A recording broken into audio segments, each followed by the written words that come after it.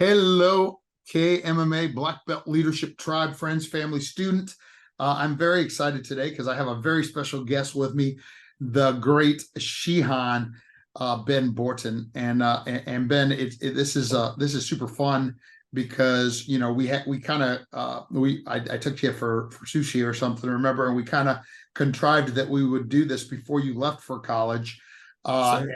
and you said you had the brilliant idea where you were like, hey, let me get settled in and get to work on some things so that I can speak honestly to, to how it's working out. And that's what we want to do. So first of all, Shihan, I'm super proud of you, of course, because as we talked about even before the call, you're a walking, talking, breathing example of the benefits of our Black Belt Leadership Program and what can happen to a young person that grows up in it.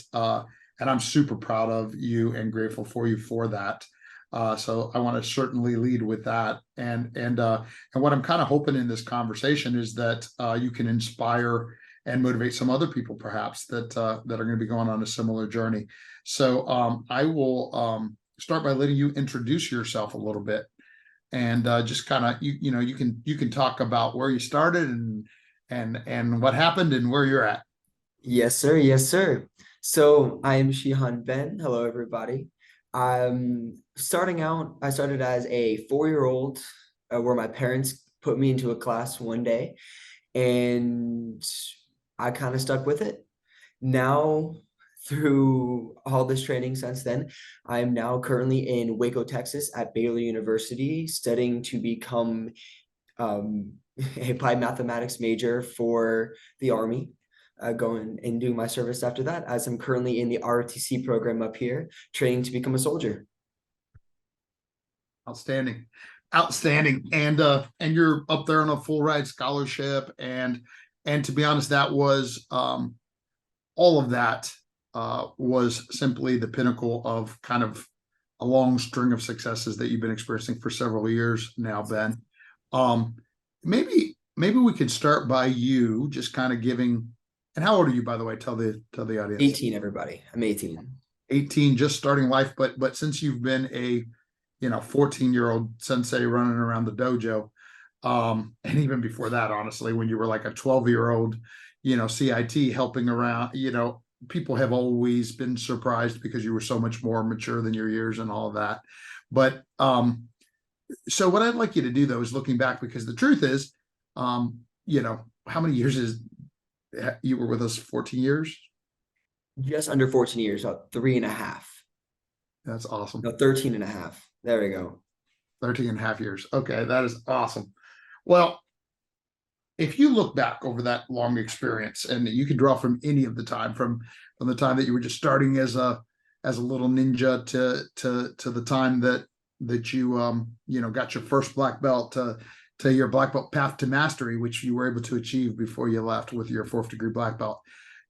If you were to draw on some of the things that you think the black belt leadership program did for you that prepared you for the string of successes we'll end up talking about, um, if you just pretend like you were talking either to a new student or to the parent of a new student, or just to anybody about what the looking back now, what the program has done for you. The program has done several things. The biggest one that relates to where I am right now is learning how to embrace and enjoy the suck. Because there's going to be stuff that you just don't want to do, but you have to do. So if you take it with that mindset, well, I got to get it done. Let's enjoy it while it's here.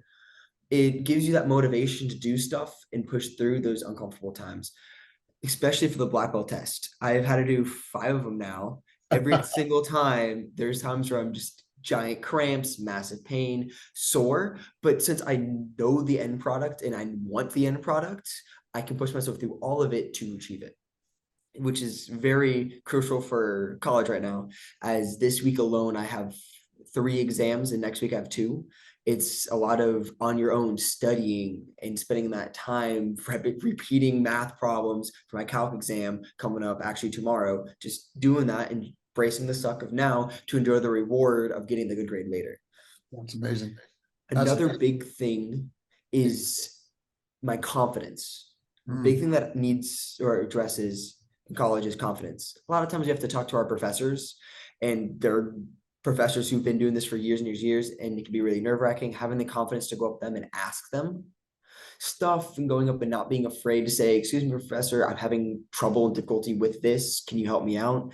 Is a big part of college life. And then especially in ROTC, a lot of the cadre and the upperclassmen are really looking for your confidence and your willingness to ask for help, because it shows your willingness to engage. And the confidence says, all right, let's put you into a leadership position as soon as possible, which gives you a lot of the good experiences, just like being a sensei did for me at the dojo. So I took you said so much then that I actually took several notes. I mean, on the first part, it seemed like you spoke about discipline and resilience, and then you talked, when you're talking about the black belt test, beyond those things, you talked about goals, right? Like, because you talked about how in the black belt test you were like, okay, this is hard, it hurts, and going into these the ones that are coming, I know it's going to be hard and it's going to hurt again, but I also know that it's always worth it. I know what the goal is, I know what I'm fighting for. And then how you were able to actually apply that to your school, and by the way, your cross country accomplishments and all the things that you did before you even got to this point in your life, the Eagle Scout, like all those things, right? Like, we haven't even really talked about them all.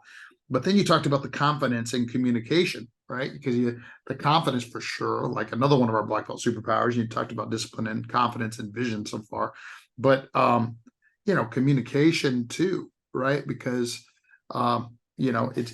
it's the confidence and it's the communication. And the last thing I wrote is great student, right? Like, our principles of being a lifelong learner and constant and never-ending improvement. Like, all of that is, I'm hearing coming out when you're saying what is serving you well with your professors and with your cadre and RLTC. I'm hearing all of those things. Do you have any one thing you want to say to that? That's pretty much it. Just everything kind of accumulates together to make the process happen and make everything go. Yeah. Yeah. Now, is it true, by the way, because we've talked about it a few times in here, and you probably obviously remember yourself better than I remember you, but we have talked before about the 3.5-year-old, the 4-year-old, and probably even into the 5-year-old version of you was not so focused and disciplined. And talk a little bit to where you started, because I think that sometimes when a student or a parent that perhaps struggles with certain things here's somebody like you that's got it all together, they think that, like, that was just the way it always was. Like, so can you talk to where you started? Talking to where I started, I don't remember when I was 4, 5, or 6, but my parents have video proof of me every time in line in class. We'd always do the round kick. Sensei Julie would hold the pad for me. I'd throw the round kick, throw my arms in the air, and fall on the ground. Every time without fail. There's even a time in one of the videos where I went up to the front of the line, did a round kick, didn't fall, ran to the back of the line, then fell at the back of the line because I remember to fall then. Didn't always start there. Another video I have of me was for the front choke. I decided to do the back choke defense for the front choke. Don't know why, but consistently would do that. I also remember there's another video where we were starting to do ground defense and I was just becoming a black belt. And I remember just absolutely not being able to do anything. I get up, start stomping around, getting really upset. Yeah. And then one of the amazing sensei came to me, calmed me down, had me go do it again, and then was able to work me through it.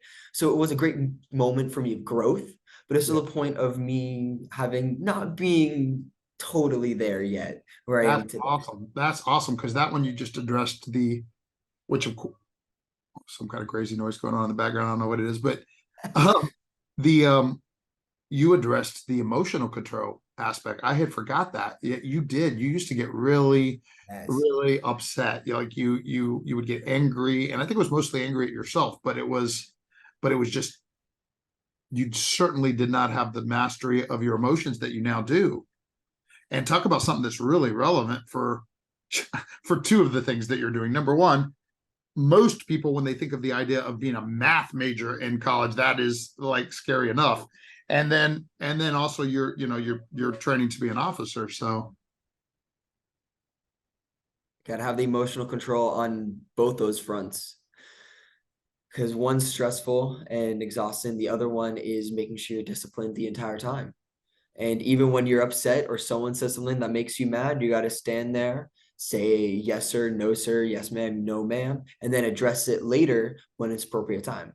Yeah, yeah, you're definitely bringing back memories for me, of course, from a long, long time ago in a galaxy far, far away. But but yeah, it's so awesome that you are, and look, I mean, because you're training to become an Army officer, then of course that is I do not know what that is. I don't know. Can you hear it? I cannot, sir. Oh, good, good. Then maybe the microphone isn't picking it up. There's some kind of wailing. It sounds like a dying dog in the background right now. But if you're not hearing it, hopefully the podcast isn't picking it up either. The I should run outside and check to make sure it's not actually a dying dog now that I said that. But I think it might be the pipes they're working on or something. But the if you're going to be a military officer, so obviously the leadership background that you have, that the preparation for leadership, which is such a big piece of our program, you know maybe speak to that. You can either speak to that on a macro level, a little more generically, or you can try to remember some of your favorite black belt leadership lessons that you've been able to apply to your life. The first one that comes to mind is it's also kind of correlates to one of your sayings always at every black belt retreat. It's you're drinking from a fire hose. When I first got here, RC is drinking from a fire hose. So it's having the leadership of oneself to understand that this is a lot, take one step at a time and work at it every day. Because when I first came here, I knew none of the abbreviations or acronyms that the Army used. Now I'm saying them daily just to everyone, and then forgetting that, oh, wait, not everyone knows what an ACFT is or everything. It's just it comes a lot, or a 9-line or salute, what all those mean. So it's that drink from a fire hose, gotta take it from that aspect. And then one of the other leadership lessons that kind of for everybody that you have to really pick up fast in RTC is when there's an opportunity to take charge and you have the ability to do so, do it. Don't be afraid to not take charge, because there are moments in time where things just need to get done and they need some pushing force. Be that pushing force to push it along. A lot of the times it's saying, all right, we need someone to help get our fitness test set up. So all right, be the first to jump up there, and then you're leading usually some of your fellow cadets on making sure that our pole drag carrier is set up or our ball throw is set up, and all those are put in there. Yeah. Right now, as an MS1 or first year in RTC program, we don't have many opportunities to do leadership. That comes our second and third year. So a lot of the opportunity right now is just we put ourselves in a leadership role and say, all right, I'm volunteering, I'm raising my hand, going up there. So yeah, that's great. And because obviously for you, I mean, like, without you having said it, without me being there to see it, I have no doubt that you are the one shining and emerging in the leadership roles. And you bring, because you've been doing that all these years now, right? Like from the time you became a black belt leader, a second degree black belt, to now, you've been in progressive leadership positions in the academy. So you've had that experience again and again and again, and you have the confidence in your leadership, like you talked about earlier, to just shine. I guarantee that you already have come to the attention of the PMS, the professor of military science, and the cadre there, and because of that, and I think it's such that's edifying to me to hear, and guarantee you have enough humility to not say it the way I just said it about yourself, but I'm positive that's what happens. And I also think it was great that you brought up the great point, because of course that's what we do in our black belt leadership program here. Is like the thing in the military is the reason you don't have a lot of leadership yet is because the first year of training is about learning to lead yourself. Now, yes, of course, that's old news for you. That's exactly what we do in the black belt leadership program here, right? Like our basic qualification program is about the student learning to lead themselves, so that then they can qualify to go into the black belt leadership program and learn how to lead others. And you're kind of just going through the whole same thing again with yes, sir. And that's kind of cool. Yeah. So what if this is a question that I usually ask anyone in your seat right now, that I'm talking to, whether it's somebody like you that grew up here, or whether it's, sometimes I'm just speaking to legends from outside of the, but the other legends, other legends that didn't grow up here. The if you were speaking to, a young student at the dojo, which of course, speaking to a much younger version of yourself, and you were trying to give advice as a fourth degree black belt that's going on to do great things in the world. If you were looking back to the white, yellow, orange, purple, blue, green, brown belt version of yourself, and trying to think back to the thoughts, doubts, whatever the student might be going to at that point, what advice would you give to that student? To do your best and always have fun. And do my best is mainly goes back to the brown belt version of myself. There was a point in time where in that brown belt where I just kind of went to class, went through the motions. I was looking for some inspiration to pop up to get me motivated, which never there was one, but it was kind of just going through the motions. And the spark that hit me again was actually you talking about black belt test is happening in a couple months. You're going to be testing in 6 months, get ready. And hearing that was the wake-up call for me to motivate myself going through. So I told myself it's just always stay motivated, keep motivating yourself going through. Because if without you saying that one thing, without that external motivation, I probably wouldn't be a fourth degree black belt coming to college. I probably would be maybe as a third degree, or would have quit way sooner and not kept going. So having that self-motivation is really key. And then always have fun, because there's always fun in whatever you do. Sometimes you have to find it or look at that perspective. A lot of the time when I was going through first, second degree, I loved class, I loved going, but I got really bored for the repetition of, oh, it's front kick regular again. Oh, it's down hammer fist again. Then when I start getting third degree, I realized, but this time I'm doing down hammer fist, but let me do it so powerfully that the pad flies out of their hands. And I always see that fun perspective of it, or whoever I'm working with, especially if it's someone like Sensei Charlie or Sensei Winston, I'll be like, all right, let's see who can hit harder. And there's always those fun competitions you can do and have fun no matter what you do, no matter who you work with, without it becoming out of control or being funny or anything that's negative. Just having fun with that helps that motivation too. With those two things are pretty much what I tell my younger self. That is brilliant advice, and I took some notes on all that too, because what I like about both things, because you talked about focus and you talked about our first like superpower focus, but usually when we talk about it, we just mean the ability to concentrate, right? In this case, you were talking about what I consider the higher manifestation of focus, which is you get more of what you focus on. So you were like, I can focus on, this is the same thing again, or I can focus on how I'm gonna have fun in this new, and right, because and the thing that I saw in because the other thing that I wrote down was disguised repetition. So what I'm trying to get at is I loved your advice from both perspectives, and of course you've been a great sensei, you've been a great instructor in addition to being a great student.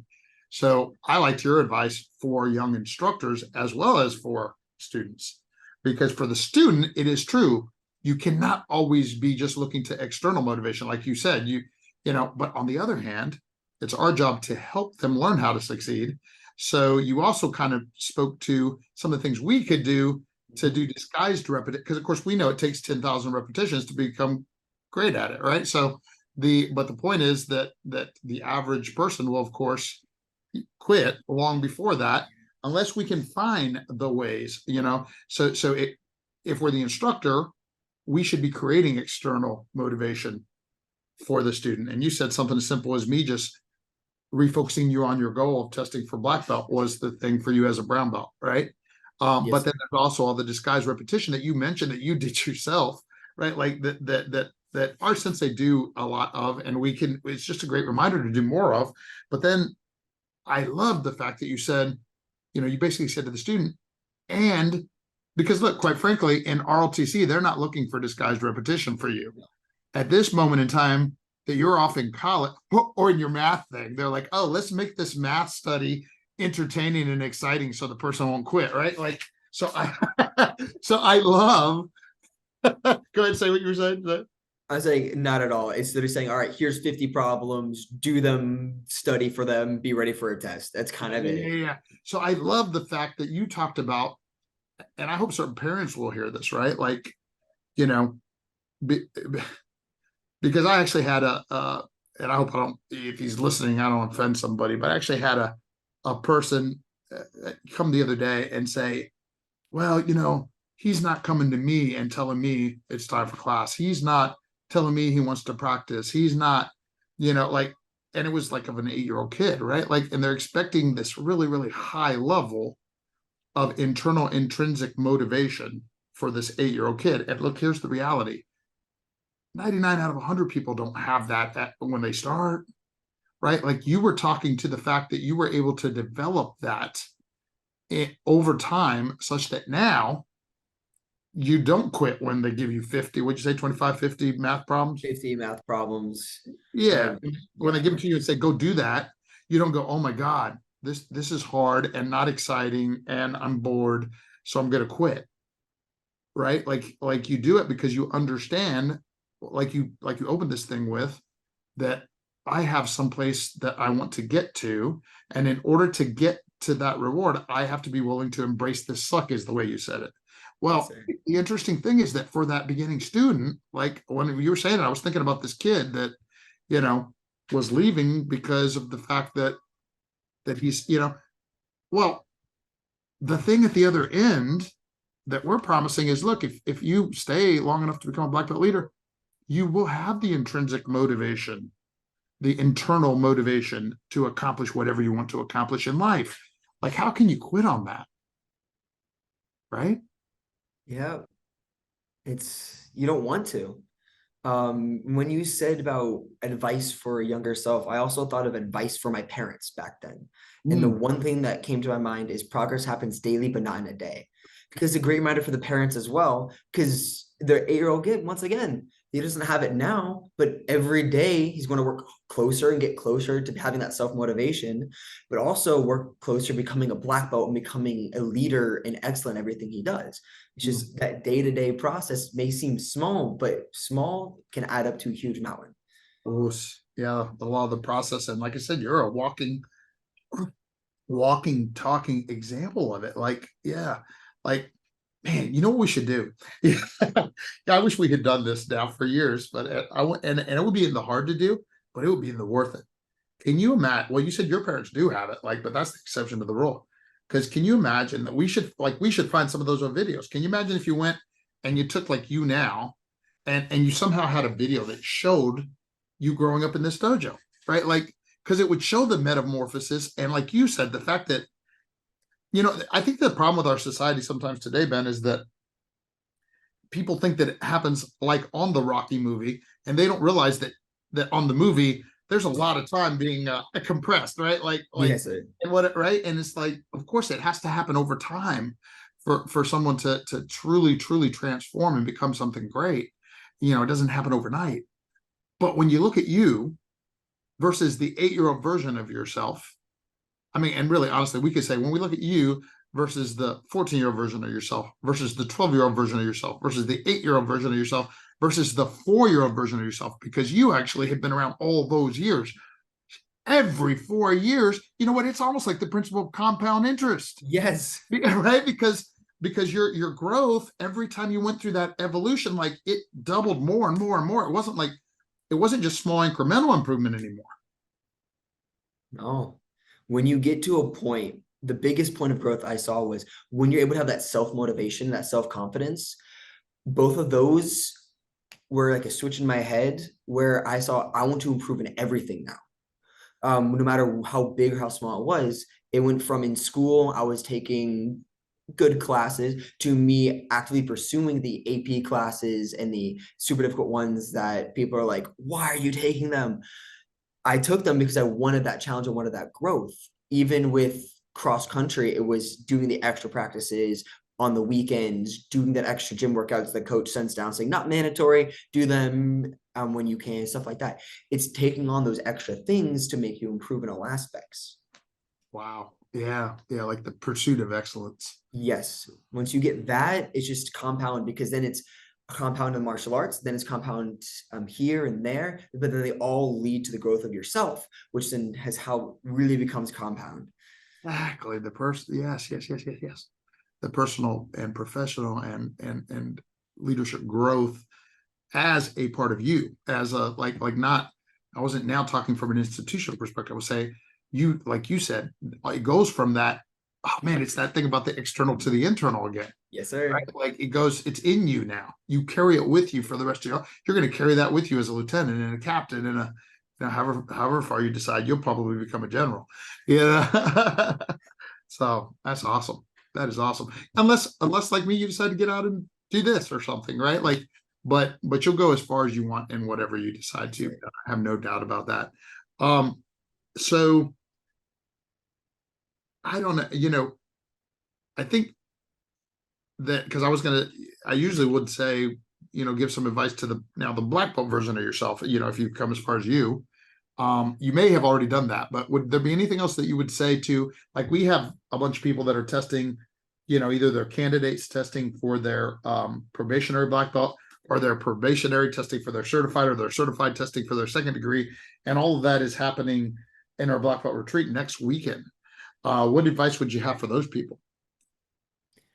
The first advice I give is ask for help. Every single sensei there, even if they're not actively on front of the floor, and you have the black belt to be like, you need help kickboxing? Sure, let me help you hold the pads for you. Oh, you need help bear hug? I'll give you some bear hug, give you all your pointers you need. Especially in the community that has been built in the dojo, everyone is like a brother or sister to each other. So ask for help and they will help. Especially when it comes closer to that test, when you get those last final repetitions, ask away, especially at the black belt retreat. Any free time you have after lunch, ask away because they're always there and wanting to help. That's the first bit. And the second bit is sometimes our own mind can be our worst enemy. You've been training for however many years you have, depending whatever rank you're going for. You've done a lot of the stuff thousands and hundreds of times. Have the self-confidence in yourself to be like, all right, I worked my way to this position, and then don't freak out because of it. But at the same time is don't over get too confident, be like, oh, I don't need to practice. I don't need more repetitions. I can just skip class. No, you still would need to do all those because you want to make sure that you perform to the best you can, but still be willing to ask for help and do all that. That is great. That was awesome advice. Anything else that you haven't got to talk on that you would like to cover? First question. There's one thing. Okay. This has been super important to me this last year. I've learned in myself is having the ability to say yes. And it's kind of seems weird, but one of my friends one time offered me saying, hey, we need help doing stage work for a play. And I said, am I free? Yes. Let me say yes to it. And I said, yes. Now I know how to properly stage direct and block plays. Another time I was asked, say, hey, we need someone to join our singing group for going out caroling over Christmas. And I said, am I free? Yes. Let me say yes to them. So I got experience of going around singing with a proper required teacher to help improve singing. One time I was asked by another student at the dojo saying, I'm looking for a sensei to do private lessons with. Are you free? And of course I said yes, but I didn't have the time to at that point in my schedule. So when I looked at my schedule, said, all right, how can I make time? By saying yes to all those, it gave me valuable skills. It taught me prioritizing what's important, and it showed me I still have a lot to learn, a lot to grow, and you don't always know where it's from. Yeah. Because you can learn from the smallest of things to the biggest things, no matter what. But if you just say no to it, I wouldn't have had those experiences and those abilities to take and apply to other principles. Yeah. That's great. That's great.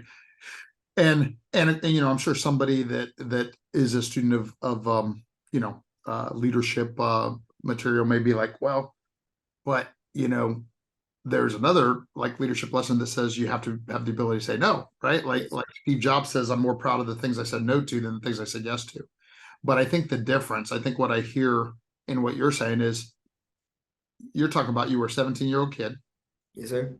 If you didn't stay as busy as you did doing very doing important things and learning and growing and keeping yourself busy on purpose in the way that you just said, what you'd be saying yes to is video games or social Exactly. media or whatever. So there was nothing that was, you weren't having like for a certain entrepreneur listening or something, they would think, well, but you got to focus and know what to say no to, so you can focus on what to say yes to, right? Because there becomes a place where you like, okay, what do I have to say no to today? So, but and that, by the way, that's going to be your case as an officer in the military, right? Like there's, depending on where you are in a season of life. On the other hand, let me correct myself on one piece of that. There's people my age that spend way too much time on non-productive things, and maybe they could get some edification or education from you on that. And you know what? I'm laying on the couch too much. What else should I be saying yes to? So that's really good. That's really good. Um, if you were to now, and we'll do this in closing, um, to anybody now, because we've really only spoken to students, but some of the people that listen to our stuff, believe it or not, are not yet students. So if it was the parent that was considering this for their kids, or it was the person of any age considering it for themselves, and maybe for whatever reasons aren't taking action yet, what would you want to add for them? The dojo is a family. We want you a part of it, but it's also good to train with your family. The Mm, biggest motivation I had, especially when I was younger, was my mother coming in training with me. uh, And one of the things my mom keeps telling me is like, "Oh, I wish I joined back when Ben was 4." Because she went, was it 3 years without training, just sitting on the sidelines watching, like, go Ben, go, to eventually being like, oh, I love this, let me train too, but 3 years behind. And so when you train with your family, you can then motivate each other at home. When at those points I was like, Mom, Mom, Mom, Mom, Mom, it's time for class. Let's get in the car and go. When she was on her work meetings running late, like, we gotta go. And that whole family aspect is a big part of it, especially when talking to the parents aspect. Get out on the floor and train with your kids. One, they love it. I remember every time my mom was on the dojo, it would be, Mom, let's do KMA Combo 1 together. And I'd be holding for her, going back and forth. And it was a great bonding experience with us there. But then when it was on the other side of it, is I learned then saying yes, ma'am, no, ma'am to my mom, no to my dad, my mother at home, to be like, all right, Ben, magical angel respect to my, every time we're talking to my teachers. So with being a parent in the dojo, they get to learn all the lessons and help enforce them in their kids as well. So they become a leader in themselves and a leader towards other faster as well. that's So awesome. it's multiple fronts to just do it with your kids. It is fun for you, fun for them. You learn faster, they learn faster, all of it. That's awesome. I love it. Good claps. So in closing, because I made some assumptive things earlier, but I didn't actually ask you. So one of the principles, of course, Black Belt leadership principles we have is win. What's important next? What's important next in Shihan Ben's career life looking forward? What's important next is, for me at this point, is finding out what that next step is. I have 2 meetings set up with currently the RU at Baylor, as well as Captain Lee at Baylor, who's going to be talking me through the next step of contracting, everything that entails, the career obligations after. So I have everything there. But also next week, I have 2 meetings actually, with my academic advisor, who's going to be like, all right, look, here's where you currently classes are, here's where you stand, here are potential minors and majors you can look forward to, as well as some opportunities you can take with Baylor or outside of Baylor programs or affiliate programs to help pursue your academic and career futures that you're looking for. So it's, my next step is just finding the knowledge, getting the knowledge of the greater step I want to achieve. That's awesome. That is outstanding. And by the way, I forgot to. I'm just gonna. I keep saying I'm done, and then I forgot to ask about, because I saw a picture of you, like out front, of course, in charge with your Ranger Challenge team or something like that, right? Like talk a little bit. That's not what they call it anymore. Is it Ranger Challenge, or is this? It is Ranger Challenge. Okay, yeah, yeah. With Ranger Challenge is pretty much the varsity sport of ROTC. We're the Yes. ones who do the crazy stuff, and that's, I say, is more fun. People look at us and go, "What?" So actually talking about RC a little bit, yesterday we actually were able to go to a National Guard unit here in Waco, and we were able to disassemble and reassemble many different types of firearms, and get the process of learning how to clean them, learning how to store them, how they are stored, take them apart, all the little pieces, how everything works, which Hmm. was super fun to be able to do, while everyone else had to just go to normal PT and do running and push-ups, do the fun stuff. But the picture I'm thinking referring to is the one where we're in McLean Stadium, right? The big Yes, stadium, we hold the yes. flag. You had the flag, yeah, yeah. Yes, sir. That is a 9/11 tradition that we're starting here at Baylor, where we do the same amount of stair climbs as the firefighters would have done for the Twin Towers to save everybody. So it's a way for us to commemorate and give thanks to everyone who gave their life that day. And with that, it was the youngest in the class got to hold the flag. So I took the flag with pride, ran the whole thing, was in front. In the picture, I don't think you can see it, but I was actually running with two Marines that were there as well, who were Oh, right in wow. front of me. So I was running behind them, going through them. And it was a great experience. One as RC, because we had to do the extra stair climbs that everyone else had to, getting the extra work in. And it was also fun on the aspect of we got to feel what it's like for all of them. And we only did it once. There are people going up and down over and over again. It's Yeah. the internal reflection of when you have something to work towards, something of value, we can do a lot more Mm. than what we realize we can. Well, So I loved it on that front. And I'm glad you got to see that picture out there, and hope everyone gets a chance to see it. Because one, our RC is awesome. If you're an RTC, join RC. It's amazing. And two, by saying yes to stuff, you can then get opportunities to do a bunch of stuff you never thought was you could do before, such as take apart and reassemble weapons that I didn't yeah. know that was a part of RC, but it is. So I got the chance to do it. Yeah, and I think that thing of you guys kind of reenacting or paying tribute to, the firefighters, probably especially of 9/11, with that thing. I mean, that's just huge on so many levels, and another testament of your leadership. Well, sir, thank you for making the time. Keep up the amazing work. We are so proud of you, and I'm glad we got to catch up, personally, as well as actually turn this into a legacy product that will live on forever. One day you'll be playing it for your kids. Sure. All right, Shihan, keep up the good work. I'm proud of you. Sure. All right. Thank you. Bye, sir. Bye bye.